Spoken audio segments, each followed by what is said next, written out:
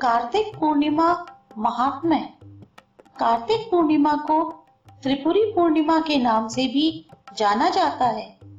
इस पूर्णिमा को त्रिपुरी पूर्णिमा की संज्ञा इसलिए दी गई है क्योंकि कार्तिक पूर्णिमा के दिन ही भगवान भोलेनाथ ने त्रिपुरासुर नामक महाभयानक असुर का अंत किया था और वे त्रिपुरारी के रूप में पूजित हुए थे। ऐसी मान्यता है कि इस दिन कृतिका नक्षत्र में शिव शंकर के दर्शन करने से 7 जन्म तक व्यक्ति ज्ञानी और धनवान होता है।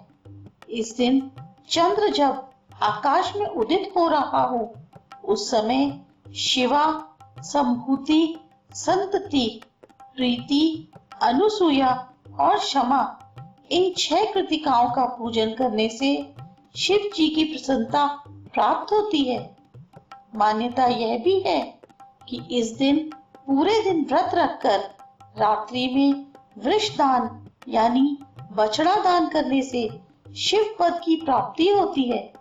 जो व्यक्ति इस दिन उपवास करके भगवान भोलेनाथ का भजन और गुणगान करता है उसे अग्निष्टोम नामक यज्ञ का फल प्राप्त होता है।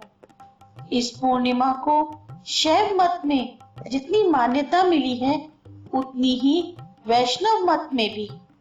वैष्णव मत में इस कार्तिक पूर्णिमा को बहुत अधिक मान्यता मिली है क्योंकि इस दिन ही भगवान विष्णु ने प्रलय काल में वेदों की रक्षा के लिए तथा सृष्टि को बचाने के लिए मत्स्य अवतार धारण किया था।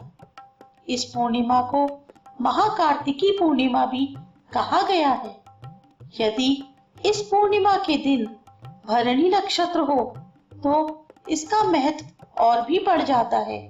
अगर रोहिणी नक्षत्र हो तो इस पूर्णिमा का महत्व कई गुना बढ़ जाता है। इस दिन कृतिका नक्षत्र पर चंद्रमा और बृहस्पति हो तो यह महापूर्णिमा कहलाती है।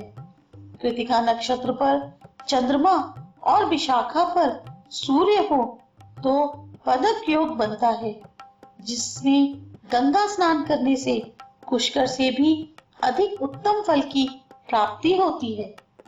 विधि विधान। कार्तिक पूर्णिमा के दिन गंगा स्नान, दीपदान, हवन, यज्ञ करने से सांसारिक पाप और ताप का शमन होता है। अन्न, धन एवं वस्त्र दान का बहुत महत्व बताया गया है। इस दिन जो भी आप दान करते हैं उसका आपको कई गुना लाभ मिलता है। मान्यता यह भी है कि आप जो कुछ आज दान करते हैं वह आपके लिए स्वर्ग में सुरक्षित रहता है। जो मृत्यु लोक त्यागने के बाद स्वर्ग में आपको प्राप्त होता है।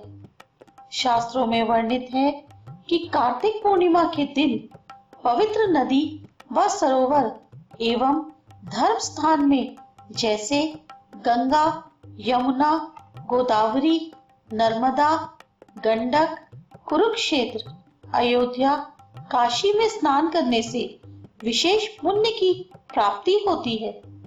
महर्षि अंगिरा ने स्नान के प्रसंग में लिखा है कि यदि स्नान में कुशा और दान करते समय हाथ में जल व जप करते समय संख्या का संकल्प नहीं किया जाए तो कर्म फल की प्राप्ति नहीं होती है। शास्त्र के नियमों का पालन करते हुए इस दिन स्नान करने समय पहले हाथ पैर धो लें, फिर आचमन करके हाथ में कुशा लेकर स्नान करें। इसी प्रकार दान देते समय हाथ में जल लेकर दान करें। आप यज्ञ और जप कर रहे हैं तो पहले संख्या का संकल्प कर लें, फिर जप और यज्ञ आदि कर्म करें। कार्तिक पूर्णिमा का दिन सिख संप्रदाय के लोगों के लिए भी काफी महत्वपूर्ण है क्योंकि इस दिन सिख संप्रदाय के संस्थापक गुरु नानक देव का जन्म हुआ था। सिख संप्रदाय को मानने वाले सुबह स्नान कर गुरुद्वारों में जाकर गुरुवाणी सुनते हैं और नानक जी के बताए रास्ते पर चलने की सौगंध लेते हैं।